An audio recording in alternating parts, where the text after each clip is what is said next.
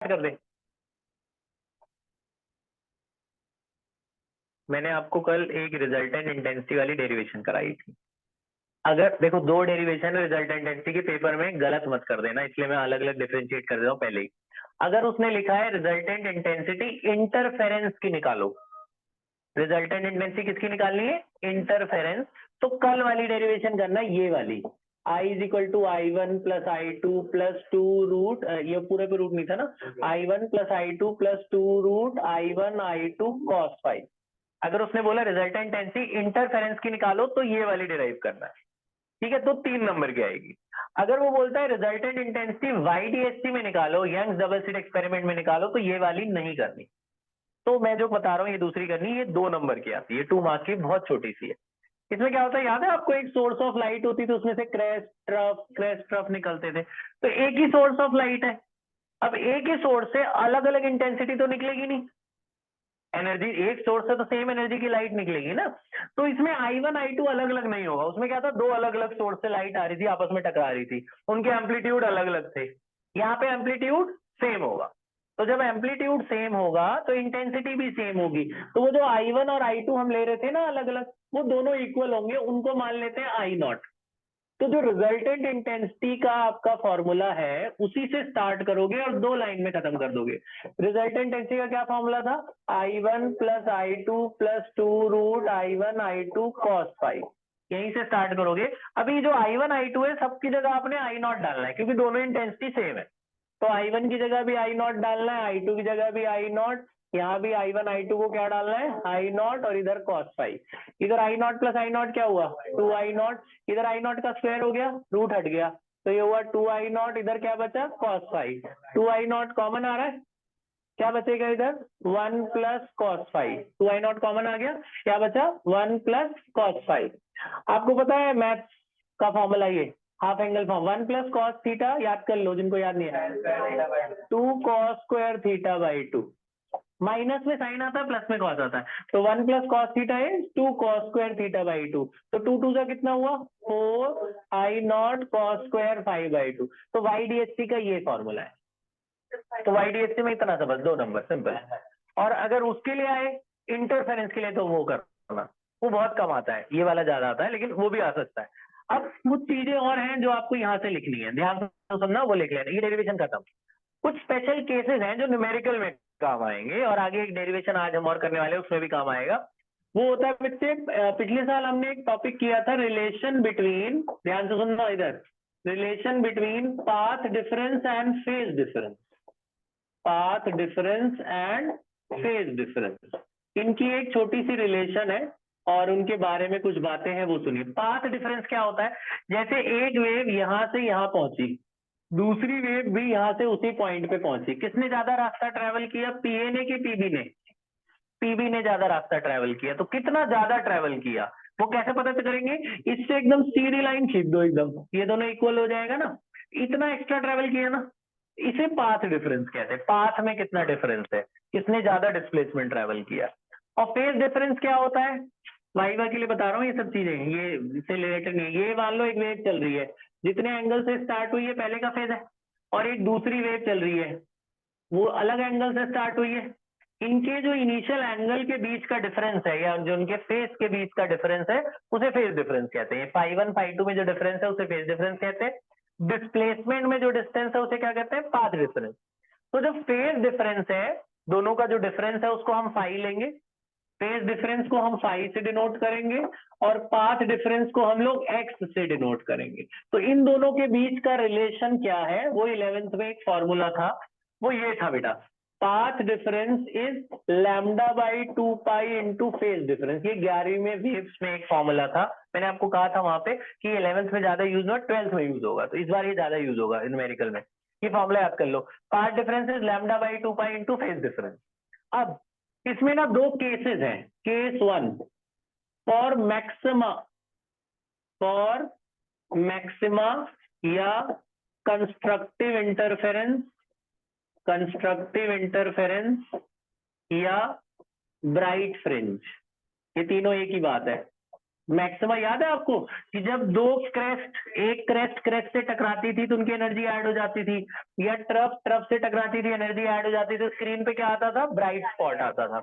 और जब अपोजिट वाली टकराती थी क्रेस्ट और ट्रफ तो कैंसिल हो जाते, डार्क आता था। तो ब्राइट के लिए पहले हम निकालेंगे पाथ डिफरेंस, फिर डार्क के लिए निकालेंगे। यही है दो छोटी छोटी चीजें जो आगे काम आएंगी। अभी सुनो, ये आपको पता है रिजल्टेंट इंटेंसिटी का ये फॉर्मूला था, मैंने आपको बताया था कि भैया सबसे बड़ी इंटेंसिटी कब होती है, जब ये सबसे बड़ा हो जाए, कॉस। कॉस सबसे बड़ा कब होता है, 1। कॉस सबसे बड़ा होता है 1। तो मैक्सिमा के लिए कॉस सबसे बड़ा क्या होता है, 1। तो कॉस 1 कब होता है पता है, तो खाली 0 पे ही नहीं होता, और भी जगह होता है। कॉस कहाँ का 1 होता है, देखो ये याद कर लो, कॉस 1 होता है 2n पाई पर।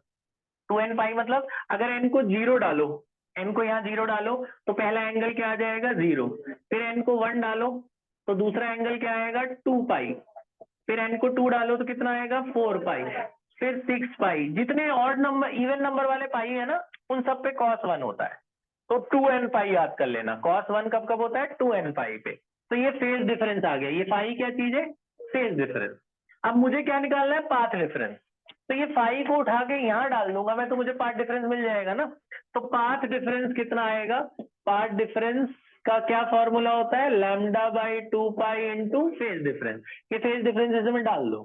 तो फेज डिफरेंस की वैल्यू क्या डालू मैं, 2n पाई। तो देखो 2 से 2 कट गया, पाई से पाई कट गया, क्या बचा, n लैम्डा। तो ये पाथ डिफरेंस का फॉर्मूला है किसके लिए, मैक्सिमा के लिए, यानी ब्राइट फ्रिंज के लिए। याद कर लो। तो कॉस सबसे बड़ा कब होता है, 1। कब होता है 1, जब फाई कितना हो, 2n पाई। अब ये फाई उठा के यहाँ डाल दिया तो फेज, तो ये आपका फेज डिफरेंस डाल दिया हमने, तो पार्ट डिफरेंस निकल गया। तो मैक्सिमा के लिए पार्ट डिफरेंस क्या होता है, एन लैम्डा। अच्छा, अब उसके बाद केस 2 फॉर मिनिमा। केस 2 ये आज यूज होगा, फॉर मिनिमा। मिनिमा को कहते हैं डार्क फ्रिंज। डार्क फ्रिंज या डिस्ट्रक्टिव इंटरफेरेंस। डिस्ट्रक्टिव मतलब दोनों एक दूसरे को कैंसिल कर देते हैं, उसे क्या बोलते थे, डिस्ट्रक्टिव इंटरफेरेंस। डिस्ट्रक्टिव के लिए कॉस सबसे छोटा कब होता है, कॉस सबसे छोटा कब होता है, -1। तो -1 पता कब होता है कॉस, ऑड वाले पाई पे, 2n - 1 पाई पे। ऑड क्या होता है, 2n - 1। यहाँ पे कॉस सबसे छोटा होता है और यहाँ पे कॉस सबसे बड़ा होता है। अब इस पाई से भी हम लैम्डा निकाल सकते हैं ना, वो एक्स। ये 5 उठा के वहां डाल दो, एक्स निकल जाएगा, है ना। तो आप पार्ट डिफरेंस निकाल लो। पार्ट डिफरेंस का क्या फॉर्मूला बताया आपको, x is equal to lambda by 2 pi into phase difference. ये इसमें डाल दो तो x की वैल्यू आई lambda by 2 pi into phi. Phi की वैल्यू कितनी है, 2n - 1 पाई। पाई से पाई कट चला गया, तो ये पार्ट डिफरेंस आ गया, लैम्डा बाई 2 2n - 1। ये आज इस्तेमाल होगा, ये दोनों पार्ट डिफरेंस याद कर लो। ये मैक्सिमा का पार्ट डिफरेंस है, ये मिनिमा का पार्ट डिफरेंस है। ठीक है, तो ये कर लो, फिर हम आगे बढ़ते हैं। पॉज कर दे बेटा। Numerical on intensity. इंटेंसिटी पे बेटा देखो कैसे न्यूमेरिकल आते हैं, मैं आपको दो टाइप करा रहा हूँ, 2-3 टाइप। ध्यान से सुनना, इसको नोट नहीं करना, ऐसे आपको क्वेश्चंस मिलेंगे। ठीक है, एक तो फॉर्मूले याद कर लो। इधर देखो मेरी तरफ, सारे सब बोर्ड की तरफ ध्यान से। पहला फॉर्मूला मैंने आपको कल बताया था, इंटेंसिटी का रेशियो एम्पलीट्यूड के स्क्वायर के रेशियो के बराबर होता है। I1/I2 equal to a²/b²। दूसरा formula I max upon I min is equal to a plus B का square upon a minus B का स्क्वायर। याद हो गया, I max upon I min. तीसरा formula resultant intensity for YDSP is 4I0 cos square 5/2। चौथा formula path difference is lambda by 2 pi into phase difference. तो इन्हीं 4 फॉर्मूले के ऊपर न्यूमेरिकल्स आप देखिए कैसे कैसे आते हैं। ध्यान से सुनना, बहुत सिंपल सिंपल है। पहला question basic, in interference the ratio of intensity is 4:9. Ratio of intensity is 4:9. What is the ratio of maximum and minimum intensity? I1 I2 दे रखा, I मैक्स अपॉन I मिन पूछा है, सिंपल, समझ में आया। तो I1/I2 का फॉर्मूला लगा दो। क्या फॉर्मूला होता है, a² अपॉन b²। इसको हटाकर ये लिख सकते हैं, इज इक्वल टू कितना हो गया, 4/9, है ना। यहाँ से स्क्वायर हटाएंगे तो रूट लग गया, तो a/b कितना हो गया, 2/3। a/b कितना हुआ, 2/3। ठीक है, तो ये जो रेशियो है इसको ऐसे ले सकते हैं, a की वैल्यू 2x मान लो, p की वैल्यू कितनी मान लो 3x, याद है बचपन में सिखाते ऐसे रेशियो है, तो a 2x हो गया, b कितना हो गया 3x। ये बात समझ में आ गई। अब मुझसे पूछा जी आई मैक्स अपॉन आई मिन बताओ, तो इसका फॉर्मूला लगा देता हूं मैं, I max upon I min, क्या formula, a plus B upon A minus, ऐसे होल स्क्वायर भी लगा सकते हो। अब वैल्यू डाल दो, आ जाएगा आंसर। a की वैल्यू कितनी है 2x, b की वैल्यू 3x, यहाँ पे a की वैल्यू 2x, b की वैल्यू 3x, 2 और 3 कितना हुआ 5 अपॉन 1, माइनस हो तो कट जाना है ना, माइनस का स्क्वायर प्लस होना है, 5 का स्क्वायर 25, 1 का स्क्वायर 1, आ गया ना। मैक्सिमम मिनिमम इंटेंसिटी की रेशियो कितना आया 25/1। अब इसको उल्टा दे दो तो भी ऐसे कर लेना, हो सकता है ये दे दें और ये पूछ लें तो भी कर लोगे ना, सिंपल है। एक ये वाला क्वेश्चन। अब एक थोड़ा सा लेवल हल्का सा चेंज करते हैं, अगला क्वेश्चन। अब बोला है YDSC में, इन YDSC if at a point on the screen, the path difference, the phase difference is pi. The phase difference is pi, and the resultant intensity is I. Resultant intensity की value क्या दे रखी है I, या resultant intensity दे रखा है K। Resultant intensity की value क्या दे रखी है K। बोला है कि एक दूसरे पॉइंट पर रिजल्टेंट इंटेंसिटी निकालो जहां पे फेज डिफरेंस π/2 हो। क्वेश्चन समझ में आ गया। पहले मान लो π/2 था, बाद वाला मान लो 2π है। बाद वाला कितना है 2π, पहले π/2 था, बाद वाला कितना है 2π। जब फेज डिफरेंस π/2 था तो इंटेंसिटी कितना थी k, जब फेज डिफरेंस 2π हो गया तो रिजल्टेंट इंटेंसिटी बताओ। क्वेश्चन समझ में आ गया। तो क्या करना है, YDSC का ये वाला फॉर्मूला लगाना है। क्या फॉर्मूला है, I = 4I0 cos square π/2।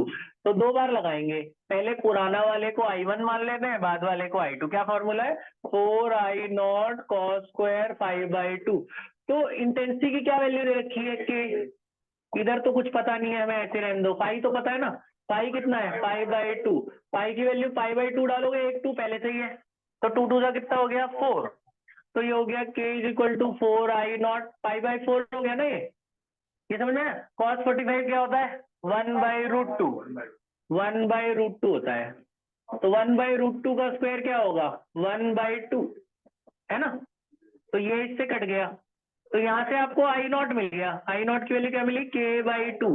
ये बात समझ में आई। अब दूसरी बार में फिर से फॉर्मूला लगाएंगे I डैश, यही वाला फॉर्मूला 4I0 cos square π/2 दूसरे वाले के लिए। अब ये I0 उसमें डाल देंगे, I0 की वैल्यू कितनी आई है k/2, ये I डैश आपको ढूंढना है, तो I डैश की वैल्यू क्या डालें I0 की k/2, और फाई ये वाला डालेंगे, फाई कितना है 2π, तो फाई की वैल्यू क्या डाल देंगे 2π, 2 से 2 कट गया, ये इससे कटा, कितना बचा 2k, यहाँ पे क्या बचा cos π।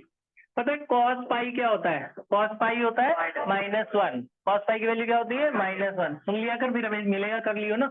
cos π -1 का स्क्वायर, तो -1 का स्क्वायर क्या हो गया 1, तो I डैश की वैल्यू कितनी आ गई 2k। तो पहला वाला k था तो बाद वाला आ गया 2k। आया समझ। अब इसी को इन्होंने बोर्ड में थोड़ा, ये तो सिंपल सा हो गया। क्या करा, 2 बार फाई दे दिया, पुरानी इंटेंसिटी दे दी, बोला नई इंटेंसिटी निकालो, तो हमने पुरानी से क्या निकाला I0, ये I0 उठा के नई वाले में डाल दिया, बस आ गया नई वाली इंटेंसिटी। अब थोड़ा सा लेवल बढ़ाते हैं हल्का सा, क्वेश्चन नंबर 3, यही सेम क्वेश्चन, बस थोड़ा सा मैं बदल रहा हूं, उसके बाद सेम यही क्वेश्चन बन जाएगा। अब उसने बोला फिर से 2 है, YDSC में 2 पॉइंट है स्क्रीन के ऊपर, यहाँ पे क्या दे रखा था ये फेज डिफरेंस, ये क्या था फेज डिफरेंस। अब फेज डिफरेंस की जगह बोला पाथ डिफरेंस दे दिया, बोला पहले पाथ डिफरेंस λ/2 था, तब इंटेंसिटी थी k, सेम क्वेश्चन। बाद में पाथ डिफरेंस हो गया λ/3, बोला अब इंटेंसिटी बताओ।